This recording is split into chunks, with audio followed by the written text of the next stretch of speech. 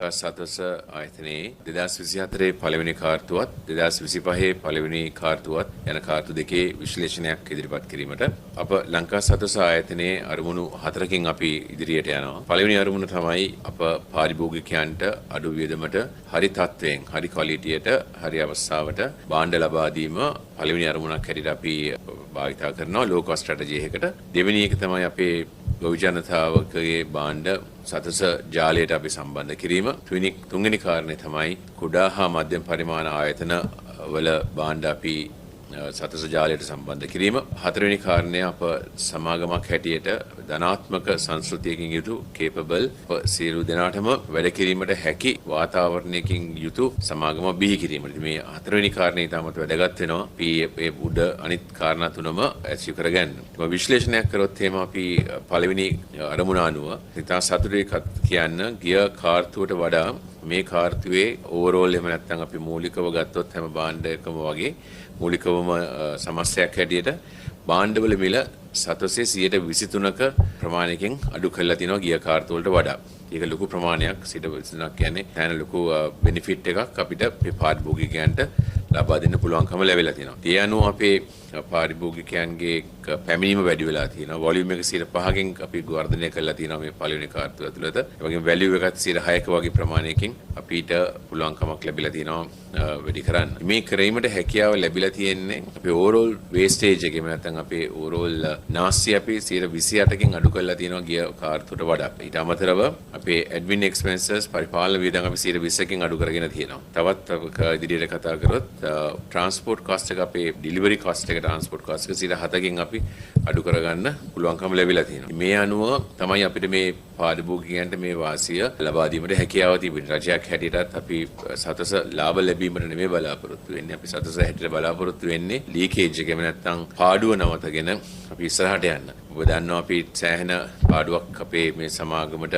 2024 වෙනකොට ඇතිවලා තිබ්බා.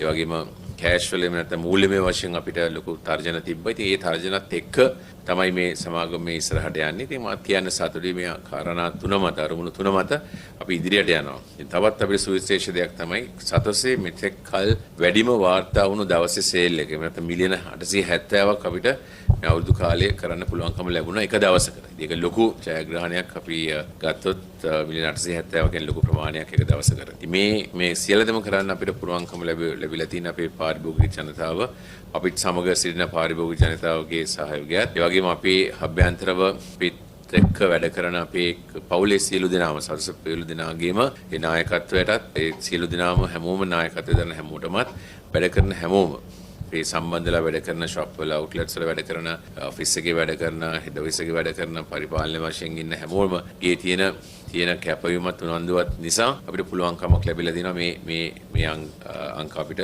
ළඟා කරගන්න. ඉතින් මම ඉදිරියට කතා කරොත් අපි මූලිකවම අපි සතස හැටියට අපිට කෑෂ් ෆ්ලෝ එකේම නැත්නම් මූල්‍යමය වශයෙන් අපිට රජයත් එක්ක අපි සාකච්ඡා කරගෙන යනවා. තවත් බැංකු කීපයක් එක්ක අපි සාකච්ඡා කරගෙන යනවා. අපිට මූල්‍යමය වශයෙන් අපිට ස්ථාවරත්වයක් ඇති කරගන්න අපිට අවශ්‍ය මූල්‍යමය හොයා ගන්න. මොකද හේතුව අපිට ස්ට්‍රැටජි එකක් හැටියට ක්‍රියාදාමයක් හැටියට අපි ඉස්සෙල්ලාම හැදුවේ අපේ සැපියුම් දාමේ අපි උත්සාහ කරා පුරිම තව ගොඩක් දේවල් තියෙනවා කරන්න. ඔය හවුසස් එහෙම ගොඩක් හදන්න තියෙනවා. ඉතින් ඒ තුල තමයි අපි මේ ඉස්සරහට යන්නේ. ඉතින් මේ පළවෙනි පළවෙනි අරමුණක් හැටියට මූල්‍යමය වශයෙන් අපිට ස්ථාවරත්වයක් ඇති කරගන්න ඕනේ. අනිත් කාරණා තමයි අපේ හැකියාව. අපේ පාරිභෝගිකයන්ට අපේ දින සේවක මහත්තුන්ගේ තියෙන කමිට්මන්ට් එක එහෙම නැත්නම් අපි පාරිභෝගිකයන් හැටියට අපිට ඒ පාරිභෝගික ගුණාංග සලකලා කොහොමද අපි කේපබිලිටි වැඩි කරගන්නේ අවුට්ලට් ලෙවල් එකේ කියන එක. හරි දක්ෂතාවයකින් යුතු කැපවීමකින් තුරු සන්තෝෂයෙන් වැඩ කරන අපි සේවක පිරිසක් අපි බිහි කරගන්න බලාපොරොත්තු වෙනවා මේ ඉදිරි කාලය ඇතුළත. ඒ අමතරව කේපබිලිටි එකත් අපි ඩෙවලොප් කරන්න ට්‍රේනින් ප්‍රෝග්‍රෑම්ස් අපි ලොන්ච් කරන්න බලාපොරොත්තු වෙනවා. තුන්වෙනි කාරණේ හැට මේ අවුට්ලට් රිෆර්බිෂ් කරන්න ඕනේ. ගොඩක් අවුට්ලට්ස් අපි රිෆර්බිෂ් කරන්න වියදම් කරලා තිබ්බේ නැහැ. ඒ අනුව ඒවා ගොඩක් නාස්ති වෙලා තියෙනවා. ඒ අපි අරමුණක් හැටියට අපි මේ ඊළඟ කාර්තු දෙකේ බලාපොරොත්තු වෙනවා අවුට්ලට් රිෆර්බිෂ් කරන්න. අන්තිම කාරණේ තමයි අපි පෝර්ට්ෆෝලියෝ එක. අපි භාණ්ඩ තියෙන වර්ගීකරණය අපි වෙනස් කිරීමට වඩා අපි තවත් දියුණු කිරීමට බලාපොරොත්තු වෙනවා. වෙළඳ පොලේ තියෙන පෝර්ට්ෆෝලියෝ එක එහෙම නැත්නම් වෙළඳ පොලේ අපි දැනට අපේ පාරිභෝගිකයන්ට තිබෙන අවශ්‍යතාවය අපි සතස තුළ තිබිය යුතුයි. ඉතින් ඒ අනුව අපේ ස්ට්‍රැටජි එකේ හැටියට අපි ලෝකල් ස්ට්‍රැටජි එකේ ඉන්නේ. ඒ ස්ට්‍රැටජි එකේ ඒ සෙග්මන්ට් එකට අවශ්‍ය පෝර්ට්ෆෝලියෝ එක අපි හදන්න බලාපොරොත්තු වෙනවා. ඒ තුළ අපි ගොඩක් එළවලු ඒ වගේ මාළු දැන්ටත් අපි මේ ලංකා ෆිෂරීස් කෝපරේෂන් එකත් එක්ක සම්බන්ධ වෙලා තිනවා මත්ස්‍ය වෙළඳාමට. ඉතින් වගේ ভেජිටබල් ඒ වගේම අනිත් මීට් අයිටම්ස් අපි සම්බන්ධ කරගන්න බලාපොරොත්තු වෙනවා. SPC එකත් එක්ක අපි ෆාමසි ජාලයකට සම්බන්ධ කරගන්න බලාපොරොත්තු වෙනවා. ඒ වගේ කරුණු ගොඩක් තියෙනවා අපි මේ අරමුණු හැටියට ලබන කාර්ය දෙක ඇතුළත ඉදිරියට යන්න. ඉතින් අපි ස්තුතිවන්ත වෙනවා අපේ පාරිභෝගික ජනතාවටත් රජයටත් අපේ අමාත්‍යාංශයටත් ඇමතිතුමා ඇතුළු ඒ කාර්ය මණ්ඩලයටත් අපිට දක්වපු සහයෝගය විශේෂයෙන් දක්වපු සහයෝගය. ඉතින් හින්දා අපිට මෙවැනි තැනකට සතස ගේන්න පුළුවන්කම ලැබිලා තියෙනවා තිබ්බ තැන ඉඳලා. සතස භාණ්ඩ මිල කොහොම අහලට එනවා. ඒකම සුපිරි වෙළඳසල් ජාලයට ලොකු අභියෝගයක් වුණා. මේ මිල තීරකයාගේ සතස ඒ තත්ත්වයේ ඉදිරියට පවත්වාගෙන යනවාට මේ සුපිරි වෙළඳසල් අනිත් ජාලවලට අභියෝගයක් වෙයිද සතස? මම හිතන්නේ බොහොම ස්තුතියි ප්‍රශ්නෙට. මම හිතන්නේ අපි මේ වැඩ කරන රටාව අපි අපේ මේ සැපයුම්දාමේ තියෙන වේස්ටේජ් එක අඩු කරගෙන තවදුරටත් අපේ එෆිෂියන්සි එක වැඩි කරගෙන ගියොත් රජයක් හැටියට රජයේ විශාලතම රීටේල් චේන් එක හැටියට අපිට පුළුවන්කම ලැබෙනවා අනිවාර්යයෙන්ම වෙළඳ පොලේ මිල තීරක කියන තැන අපිට ඉන්න. ඒ දේ මම කිව්වොත් ඔව් අපි ඉදිරියටත් බලාපොරොත්තු වෙන්නේ ගුණාත්මක භාණ්ඩයක් අඩු මිලටත් හරි පරිසරයක කස්ටමර් කෙනෙක් ඇවිල්ලා අපිට එතන ඒ අවුට්ලට් එකට ඇවිල්ලා පිරිසිදුව ඒ එන්වයරන්මන්ට් එකේ හොඳට සලකලා අපේ වැඩ කරන අපේ සහෝදරවරුන්ගෙත් එක්ක සහයෝගයත් එක්ක ඉස්සරහට යන්න පුළුවන් වුණොත් මම හිතන්නේ ලොකු තර්ජනයක් අපිට මේ වෙළඳ පොළ ඇතුළත ඇති කරන්න පුළුවන් වෙනවා. සුපිරි වෙළඳසල් වල පෞද්ගලික සති දෙකකට කලින් ලොකු රූම් වල මිල ගණන් තිබ්බේ කිලෝ එකක් රුපියල් 200කට ආසන්න විතර. නමුත් සතස අඩු කිරීම සමගම අපි දැක්කා ඊයේ වෙනකොට මොබයිල් රූම් වල මිල 130 වගේ ආසන්න මිලකට ඇවිල්ලා තියෙනවා. මේ සතස කරපු වැඩ පිළිවෙල තමයි මම හිතන්නේ මේක සිද්ධ වෙන්නේ. ඔව් මම බොම්බයි ලුණු වලට විතරක් නෙමෙයි අපි ගත්තොත් බොම්බයි ලුණු රුපියල් 130ට වගේ අපිට දෙන්න පුළුවන්කම ලැබුණා. ඒක අපිට මුං ඇටත් අපිට ගොඩක් අපි වෙළඳ පොලෙන් එහෙම නැත්නම් අපේ අර්ථාපල මිලත් අඩු කරලා තිබ්බා. මුං ඇටවලත් අපි අඩු කරගෙන යනවා ඉස්සරහට තවත්. ඉතින් අනිත් භාණ්ඩත් පරිප්පුත් ඒ වගේ අපිට අවශ්‍ය ස්ටොක්ස් තියෙනවා අපිට මේ අපි රජයේ දාමයක් හැටියට පාරිභෝගිකයන්ට හරි ක්වලිටියට අඩු මිලට භාණ්ඩ ලබා දෙන්න අපි ඉදිරියට කරගෙන යනවා. වසර කිහිපයකට කලින් අපි දැක්ක සතස කිව්වම මේ බඩු නැහැ මිල ගණන් විතරයි කියන්නේ ආකලිස් බඩු නැහැ ඒ නිසා සතසට ගිහිල්ලා වැඩක් නැහැ කියලා අනේ සුපිරි වෙළඳසල් වලට ඒ තත්ත්වය වෙනස් වෙලා තියෙනවා කියලා තේරෙනවා. ඔව් ඒ තත්ත්වය වෙනස් වෙලා තියෙනවා. අපි ඉස්සෙල්ලා මං කිව්වා වගේ අපි ඉස්සෙල්ලා කඩ හදන්න නෙමෙයි හැදුවේ සැපයුම් දාමේ හදන්න හැදුවේ. ඉතින් ඔය කියන ප්‍රශ්නෙට න්‍යායමයක් තියෙනවා.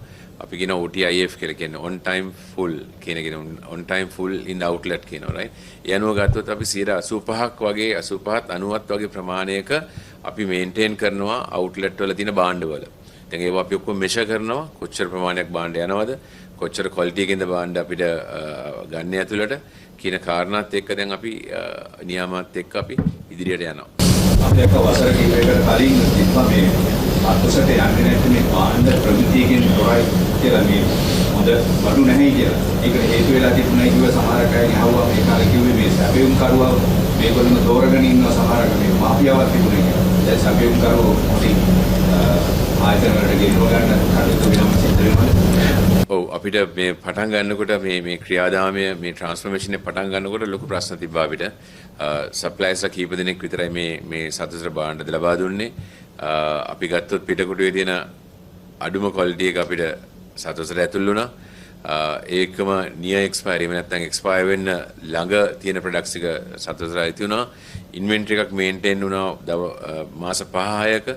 ඉතින් සාමාන්‍ය අපි ගත්තොත් අපි මේ වගේ දාමයක ඉන්වෙන්ටරි එකක් තියෙන්න ඕනේ සුමානයි 2යි 3යි වැඩි වුණොත් ඒ වගේ එකකට අපි මිලියන බිලියන 2.5ක 3ක වගේ ඉන්වෙන්ටරි එකක් ඇතුලේ ගියා. ඒ අනුව එක්ස්පයර් වුණා ප්‍රොඩක්ට්ස් ගොඩක් ඒවා. දැන් අපි නවත්තලා ඒවා නියාමනය කළා. අපි භාණ්ඩ ඇතුළට ගන්නකොට දැන් අපි සිරසියක් අපි චෙක් කරනවා. තවදුරටත් අපි දැන් ඒවා කන්වේයර්ස් දාලා සිරසියක් අපි තවත් චෙක් කරන්න අපි දැන් කටයුතු කරගෙන යනවා. ඒවලට හෙන්න කතා කරලා දිනවා අලුත් ටෙක්නොලොජි අනුව කොහොමද අපි මේ ක්වොලිටි බලන්නේ කියලා. මම හිතන්නේ මාෆියා එකක් තිබ්බ එක බොහෝ දුරට කැඩලා තියෙනවා. හැබැයි මම මේක තාම සිරසියක් නැහැ කියන්නේ. තවත් තියෙනවා. තවත් අපිට මේ ඉම්ප්‍රූව් කරගෙන ඉස්සරහට යන්න පුළුවන්. ඉතින් ඔබ කියන වගේ කාරණේ තමයි මිල අඩු වුණාට අපි ක්වොලිටි එක අඩු කරලා නැහැ. ක්වොලිටි එක අපි පුළුවන් තරම් වැඩි කරන්න තමයි උත්සාහ කරලා තියෙන්නේ. ඒ අනුව අපි ඉස්සරහට යනවා. ක්වොලිටි එක කියන එක අපි කිසිම අවස්ථාවක අඩු කරන්න බලාපොරොත්තු වෙන්නේ නැහැ. අපේ ෂෙල්ෆ් එකට ගන්නකොටත් අපි අනිවාර්යෙන් 70ක 80ක විතර අපිට ෂෙල්ෆ් ටයිම් එකක් තියෙන්න ඕනේ. වෙයාවුස් එකට ගන්නකොටත් අපි ඒ තියෙන අංග අපි